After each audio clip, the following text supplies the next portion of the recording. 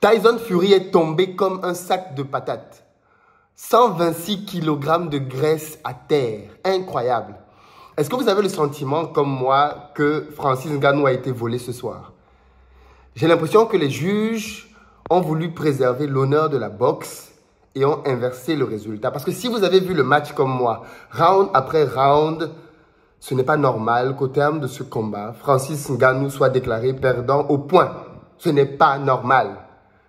Quand on analyse round après round, je ne vois pas à quel moment Tyson Fury a dominé le match pour se retrouver à la fin avec la victoire. D'ailleurs, quand on lit les sites et notamment les commentaires, la plupart des fans de boxe sont unanimes. Francis Ngannou s'est fait voler parce que Tyson Fury, c'est le champion incontesté de la boxe et ça ne se fait pas de faire perdre au champion incontesté par points. C'est juste pas normal. Et en plus, il a un combat qui arrive dans quelques jours face à un Ukrainien. Et donc, il doit arriver à ce combat comme étant le champion qui n'a jamais été vaincu. Et donc, tout ceci explique pourquoi les juges ne pouvaient pas donner la victoire à Francis. Mais la vérité, c'est que Francis a gagné ce soir. Il a gagné dans les cœurs, dans les têtes, mais aussi au score. C'est incroyable. J'ai l'impression qu'on a vécu ce soir un moment historique. Qui l'y cru? 126 kilos de graisse face à 110 kilos de muscles. Qui l'y cru? Eh bien, il fallait juste se souvenir que Francis Ngannou, le prédateur, venait de très, très, très loin. Je vous l'ai dit, les gars, ce gars-là, il a une histoire incroyable. Et je pense que clairement, Francis Ngannou, aujourd'hui, rentre probablement dans la catégorie des meilleurs sportifs africains de tous les temps. Allez me dire qui a accompli plus grand que ça. 20 000 personnes à Riyad, des gens venus du monde entier. On voit des Eminem courir pour supplier un selfie avec Francis Ngannou. Eminem, les amis, il supplie le selfie avec Francis Ngannou. Tout le monde est venu voir Francis Ngannou. Et si vous avez vu le match en direct, quand Francis Ngannou l'a mis à terre avec un coup de poing du gauche au niveau du cerveau, là, boum, le public était sous le choc. C'était comme si on se disait, mais l'histoire que l'on pensait impossible risque d'arriver ici. Tyson Fury risque de se prendre la déculottée de sa vie. Analysons les résultats des juges. Parmi les 3 juges, un a déclaré Francis Ngannou vainqueur 95 par 94 et 2 ont déclaré Fury vainqueur 96, 93 et 95, 94. On se demande où les autres ont vu leur match. Parce que quand on regarde bien, round après round, une fois de plus je le répète, je ne vois pas à quel moment Tyson Fury a dominé le combat. Alors oui, certes, il avait ses allonges qui faisaient que Francis Ngannou reste loin de lui. Mais quand on regarde les coups les plus francs qui ont été donnés dans ce combat-là, c'est Francis qui les a donnés. Francis l'a touché. Francis l'a blessé partout. On peut croire qu'il vient de se faire taper par 15 personnes au carrefour. Regardez Tyson Fury. Il a les blessures au visage, les yeux qui ont gonflé, le front qui est défiguré. Tu ne le reconnais pas après le combat. Tu as l'impression qu'il vient de subir un braquage. C'est juste Francis qui est passé par là. Juste Francis est passé par là. Tu as l'impression que le gars, un camion lui est tombé dessus. Mais malgré ça, on trouve le moyen de dire que ce gars-là est vainqueur. Regardez bien les images quand on l'a mis au sol. Il est éberlué, on dirait qu'il ne sait pas ce qui lui arrive. Il ne comprend pas. Même à la fin, si vous regardez bien les anciens combats de Tyson Fury, à la fin, il est toujours en mode « Ouais, j'ai gagné », il soulève les bras, il est content, il jubile. Regardez ses anciens combats. À la fin de ce combat, il n'a pas fait ça. Parce que je pense que Tyson Fury, dans son fond intérieur, pensait qu'il a perdu. Et au fond, Tyson Fury sait qu'il a perdu. Les fans de boxe savent qu'il a perdu. Nous savons qu'il a perdu. Seuls les juges ont vu un autre match. Les juges ont vu un autre match. Et comme ils ont vu un autre match, ils ont décidé de donner un autre vainqueur. Le vainqueur que le monde n'a pas vu. Mais cette image de Fury à terre, avec un Ngannou qui a envie de lui...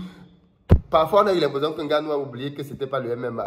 Il a mis les clés 14 à Tyson Fury. Je vous rappelle qu'on est dans le sport de Tyson Fury.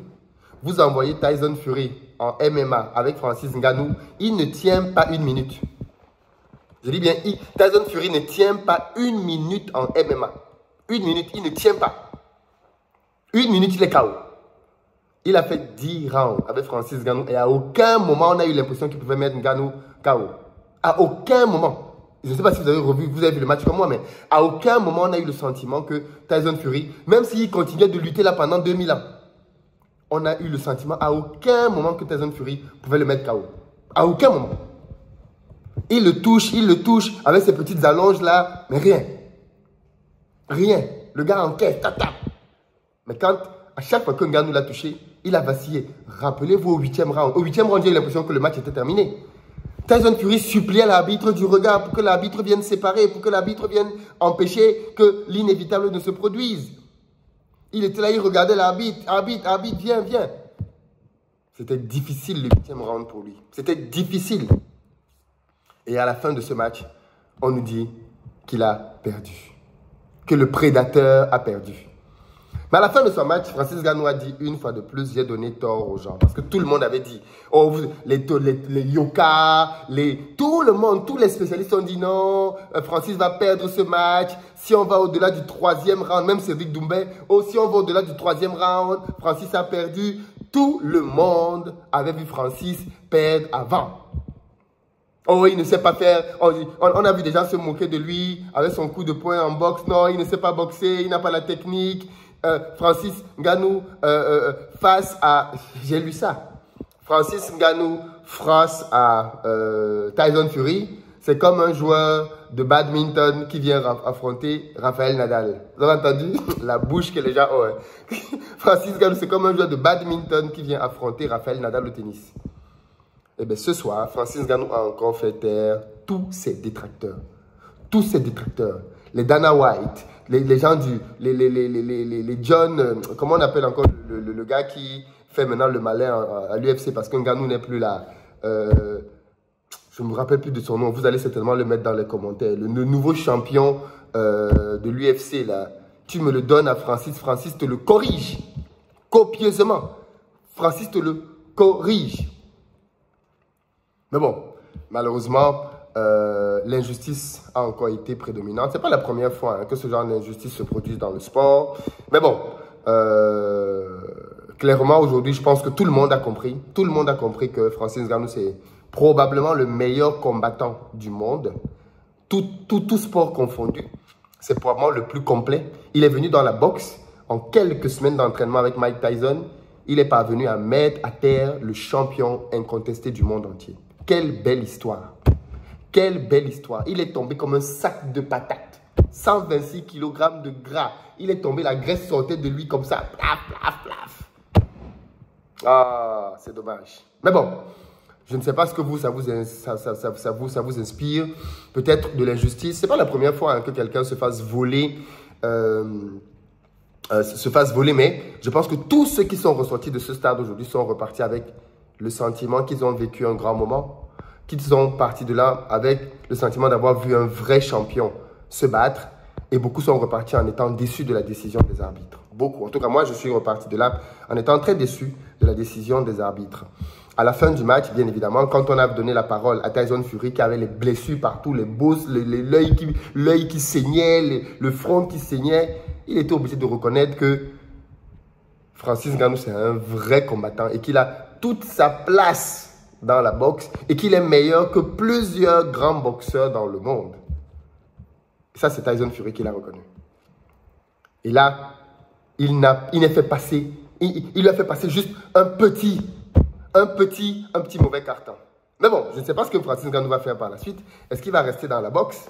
Est-ce qu'il va retourner au MMA? Il a déjà signé avec le PFL, donc je pense qu'il va faire ses combats en PFL. Mais j'aimerais bien le revoir revenir en boxe quand même, refaire d'autres combats avec d'autres acteurs du monde de la boxe. Qu'est-ce que vous en pensez? Je ne sais pas moi, hein, Tony Yoka, il va le mettre à terre. J'aimerais bien le revoir venir faire de la boxe et aller peut-être boxer avec d'autres personnes. Toujours comme ça dans des combats un peu ouverts. Mais là, Francis Ngannou, quand il va revenir au MMA, ça va être un monstre. Parce que là, il vient de démontrer qu'il peut tenir 10 rounds face au champion du monde. Vous imaginez donc le cardio qu'il a pour le MMA? Vous imaginez le niveau de cardio et de force qu'il a maintenant pour le MMA? Maintenant, il est devenu un cyborg. C'est-à-dire, là, maintenant, c'est Sangoku plus. En tout cas, bravo au champion, bravo à Francis Ngannou, bravo à son équipe, bravo à Mike Tyson qui est venu le coacher, bravo à tous ceux qui ont cru en lui. En tout cas, moi, je fais partie des gens qui ont toujours cru en Francis Ngannou. Bravo, champion. C'est tellement rare pour moi de rester pour regarder un événement sportif. C'est tellement rare, mais ça valait la peine. Franchement, ça valait la peine. Et qu'est-ce que c'était compliqué de voir cet événement ici, en Afrique. C'était super compliqué, mais bon, on a pu le faire Je suis très content de ça. Est-ce que vous pensez que Francis Ngannou s'est fait voler ce soir? Dites-le moi dans les commentaires. Ciao!